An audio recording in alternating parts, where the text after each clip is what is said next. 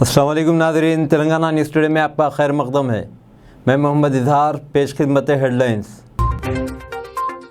मगरबी बंगाल पंचायत इंतखाबात के लिए वोटों की गिनती जारी, तृणमूल कांग्रेस को सबकत हासिल। पानी से खौफनाक तबाही का अंदेशा, हिमाचल प्रदेश और उत्तराखंड में 1 दर्जन से ज़ायद नदियां बदल चुकी हैं अपना रास्ता। यूनिफॉर्म सिविल कोड मामले पर अब तक लॉ कमीशन को 46 लाख मशवरे मसूल, डेडलाइन खत्म होने में 2 दिन बाकी।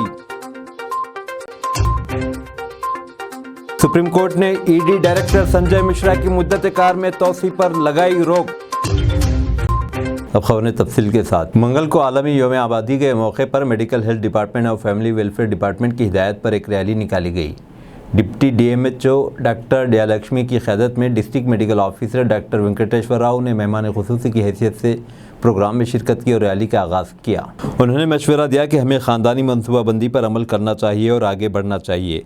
आबादी में इजाफे का इम्कान है, लेकिन ज़मीन में इजाफे का कोई इम्कान नहीं है।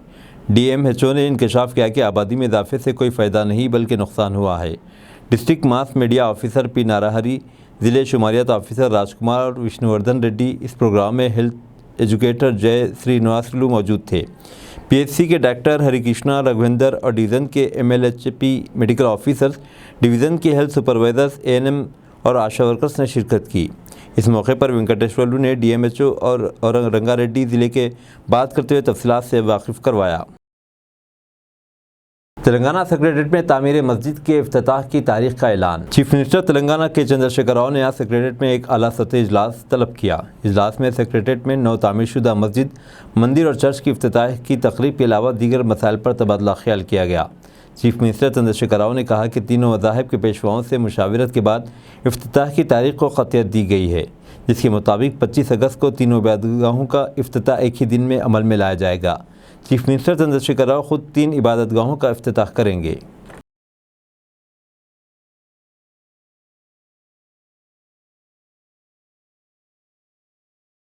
मलकपेट के नलगुंडा चौराहा मेन रोड पर बहने वाले ड्रेनेज के पानी में तेल की मौजूदगी से राहगीर को मुश्किलात पेश आ रही है और कई एक हादसे का शिकार हो रहे हैं। मेन रोड पर ड्रेनेज के पानी में तेल के बहने से चंचलगुड़े से चादरघाट जाते हुए कई एक बाइक सवार अपने तवाज़ुन खोकर हादसे का शिकार हो गए। इसके अलावा कई राहगीर भी हादसे का शिकार होकर ज़ख्मी हो गए। मलकपेट के इस इलाके में ट्रैफिक जाम हो गई। मुताल्लिक़ा हुकाम के अदम तवज्जो पर मकामी अफराद में गम व गुस्सा देखा गया। मकामी नौजवानों को इमदादी इक़दामात करते हुए देखा गया। లీకేజ్ మొత్తం ఆయిల్ ఉంది, వాటర్ మొత్తం 100 మంది పడిపోతున్నా. జనాలు అయితే ఎట్లా పడుతున్నారు తెలుసా, చాలా టూ మచ్ పడిపోయారు. ఇక్కడ ఏదైనా ఒకటి యాక్షన్ తీసుకోండి అన్న తొందరగా. 100ల సంఖ్యలో పబ్లిక్ పడుతుంది. పోలీసు వాళ్ళకి కంప్లైంట్ ఇచ్చినాం మేము.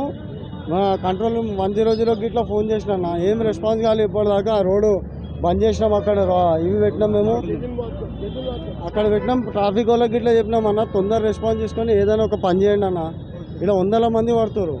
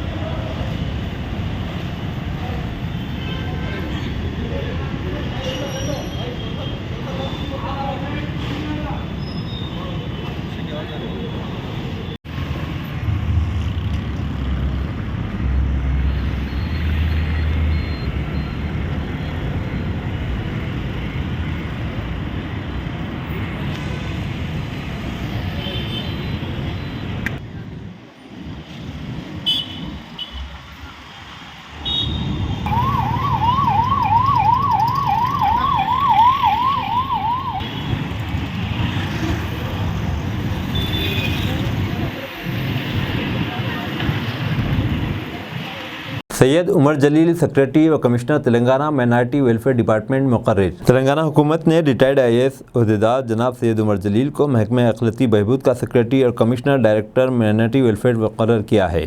इस सिलसिले में चीफ सेक्रेटरी शांति कुमारी ने अहकामात जारी कर दिए हैं। ये ओहदा आइंदा 2 साल के लिए होगा। याकूतपुरे के इलाके मौला के छिल्ले के पास 25 साल नौजवान शेख परवेज़ का कातिलाना हमले में हॉस्पिटल में ज़ेर इलाज था। मंगल को इसका इंतकाल हो गया। ताज़ियत के लिए याकूतपुरा रुकन असम्बली सैयद अहमद पाशा कादरी ने अफराद ख़ानदान से मुलाकात की। इस मौके में बात करते हुए उन्होंने तफसीलात से वाकिफ़ करवाया।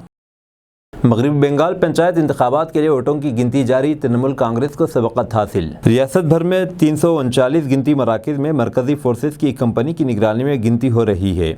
रियासत इलेक्शन कमीशन के ताज़ा तरीन इत्तलात के मुताबिक तृणमूल कांग्रेस ने 12,518 ग्राम पंचायत सीटों पर कामयाबी हासिल की है और 3,620 सीटों पर आगे है।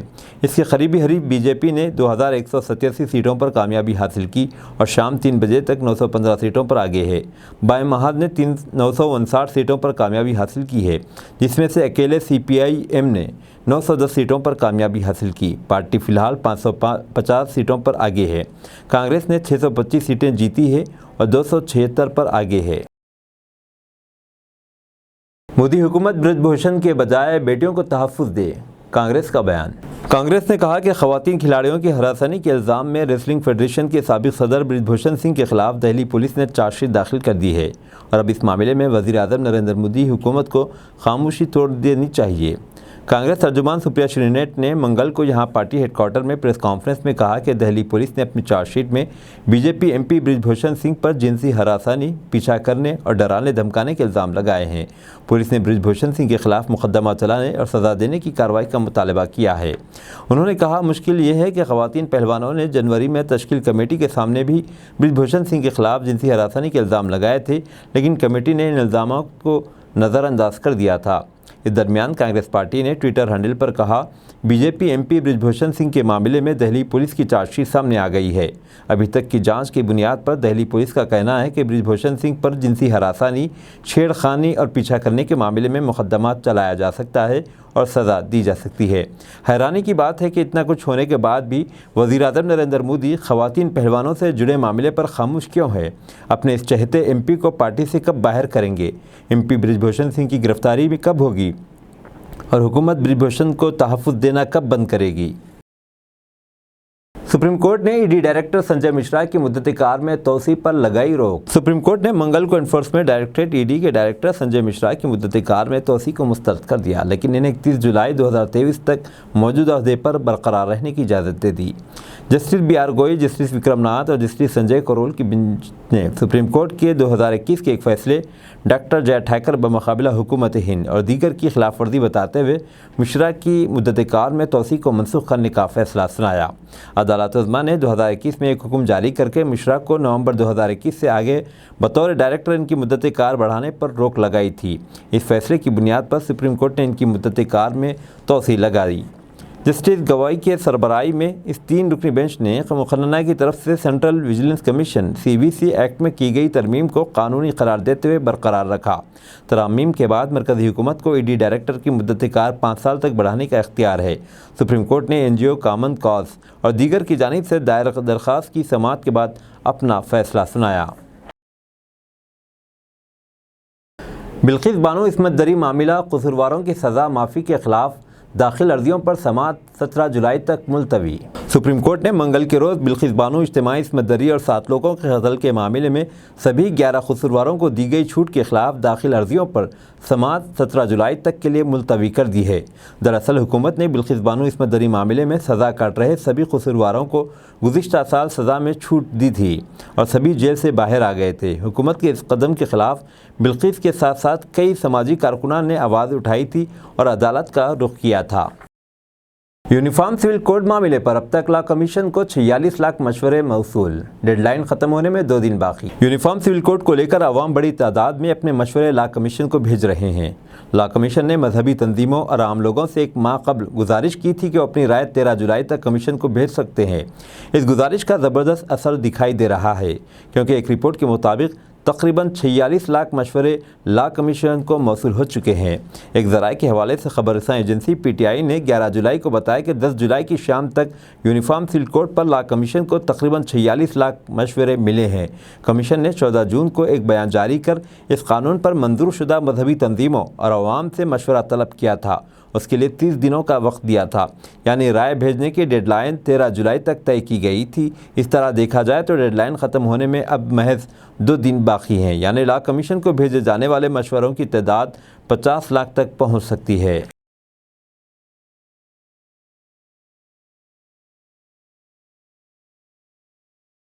बकरियों की मौत का बदला, वंदे भारत एक्सप्रेस पर पथराव मामले में 3 गिरफ्तार, शीशा टूटने से मुसाफिरों में अफरा तफरी। अयोध्या के रोनाही थाना इलाके में मंगल के रोज वंदे भारत एक्सप्रेस ट्रेन पर कुछ लोगों ने पथराव कर दिया, जिससे ट्रेन के शीशे टूट गए। इस पथराव की वजह से मुसाफिरों में अफरा तफरी मच गई। हालांकि इस वाक़े में किसी मुसाफिर को चोट नहीं लगी। पुलिस ने इस मामले में 3 लोगों को गिरफ्तार कर लिया है। गिरफ्तार होने वालों में एक बुजुर्ग और उसके 2 बेटे शामिल हैं। तीनों से इस पथराव को लेकर पूछताछ की जा रही है और इब्तदाई जांच में पता चला है कि बकरियों की मौत से नाराज़गी के सबब वंदे भारत एक्सप्रेस पर यह हमला हुआ। मौसूला इत्तलात के मुताबिक रोनाही थाना इलाके में सोहावल के पास कुछ लोगों ने वंदे भारत ट्रेन पर पथराव कर दिया, जिससे ट्रेन में बैठे मुसाफिर सहम गए। आरपीएफ ने सरगर्मी दिखाते हुए पुलिस को इत्तला दी। पुलिस ने 3 मुलजिमीन को गिरफ्तार कर लिया है। पुलिस का कहना है कि मुलजिम मना पासवान ने बताया कि इसके 6 बकरियां 9 जुलाई को इसी ट्रेन की जद में आने से मर गई थी। इसी वजह से नाराज़ होकर इसने अपने दोनों बेटों के साथ ट्रेन पर पथराव कर दिया। वाक़े में कोई ज़ख्मी नहीं हुआ। पानी से खौफनाक तबाही का अंदेशा, हिमाचल प्रदेश और उत्तराखंड में 1 दर्जन से ज़ायद नदियां बदल चुकी हैं अपना रास्ता। गुज़िश्ता कुछ दिनों से पहाड़ी इलाकों में हो रही बारिश ने तशवीशनाक हालात पैदा कर दिए हैं। हर तरफ तबाही का मंजर देखने को मिल रहा है, लेकिन आने वाले दिनों में इससे भी बड़े ख़तरे का अंदेशा बढ़ गया है। यह ख़तरा पहाड़ों के नीचे सैकड़ों किलोमीटर अहाते में बसे मैदानी इलाकों के इन शहरों में है, जहां पर दूर दूर तक ना तो नदियां हैं ना ही नाले।